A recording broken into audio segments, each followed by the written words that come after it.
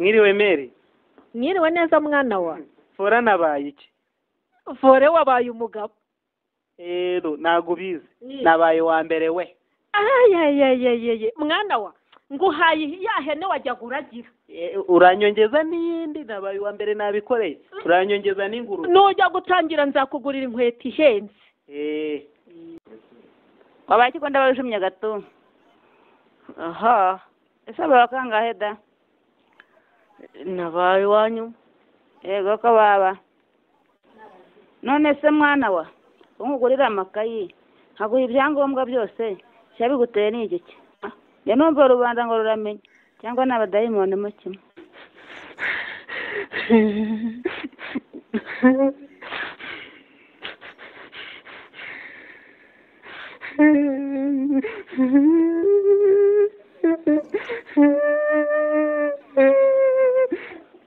Ese mwana wawe ubaye iki kuri kurira? Nabasa nunyisa dayimoni. Mbabarira umbwira ikikuriza si icyo kuko si byo mvuze. Si cya cyana cyo kwa Gatungi.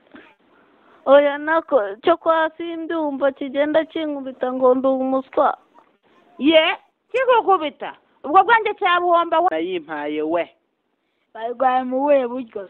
Naguze ko nabaye wa mbere wa muswa we. Nta n'ikintu bazagura ndetse nitujya no gutangira bazangurira n'ingozi we zinasongoye imbere. Nubwo ibintu byose babigwariye no kubera wabaye wa mbere. Wa mbere nyine. Nubwo se nagize amanota yakure nuko baguha ibintu bya hano byose simbyemera.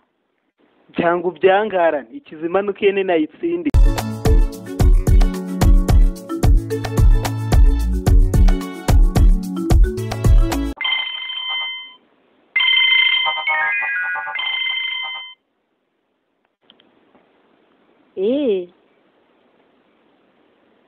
Sheri wari uzaho se ni ukuri rwose nawe ntukidukumbura ubu rwose ukwezi gushize utaduhamagaye ngo tubaze n'abana bawe amanota bagize.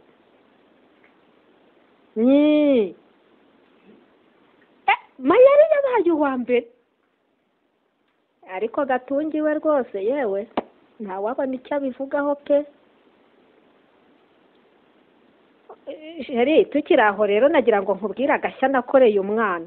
Naramubwiye ngo muhaye inkweto mu gihe cyo gutangira.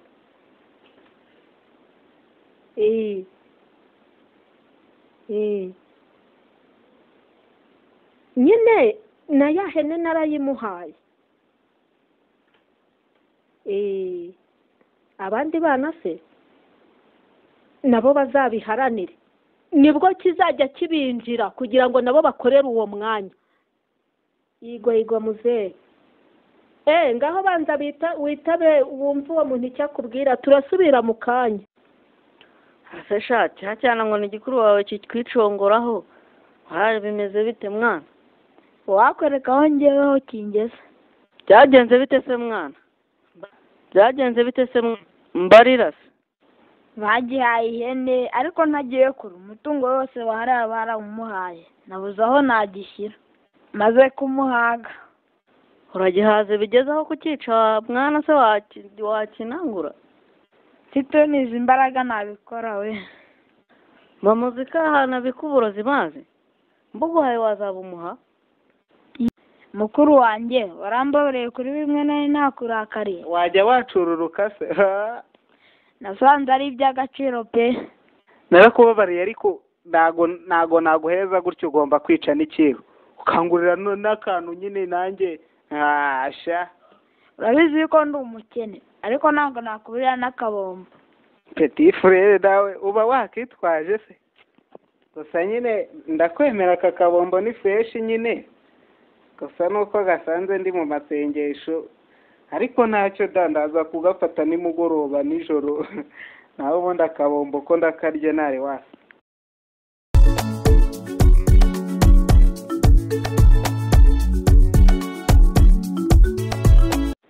Mayeri we tujye gusubira ku ishuri rero mwana. Gusubirayo ibyo ni imbere. Kandi uzi ko dutangira kuri welcome test ugomba kuba warabisubiyemo warabikurikiranye. Shabaye ntabwo uzongera kundusha amanota n'umunsi umwe. Ako mwana ntibikurakaze ku buryo utangurira akantu. Kurira akantu rwose. Aya ntabyo kuraka. hano nari mfitemo akabombo ntukemera se? urakoze cyane ngaho kana baranyishe we. wari iki mwana wanjye gatuza wari iki mwana wanjye Baranyishe. wari iki gatuza mu nzira wari iki gatu Ibombo mu mayeri ya mayi. mwera kuhabomba nkande gatu akira umutunywe uri kugenda wivugisha mwana bite byawe Ariko se mwana tureke ibyo. Cya bintu naguhaye warabikoze. mushenze warambeshye wamaye bituzuye gupfa Kakabombo se warakamuhaye? akamuhaye agashyira mu mufuka mwana ngo arakarya nijoro kereka nimba bidakora nijoro Ayo Jesus, sikari jye wayiriye mwana.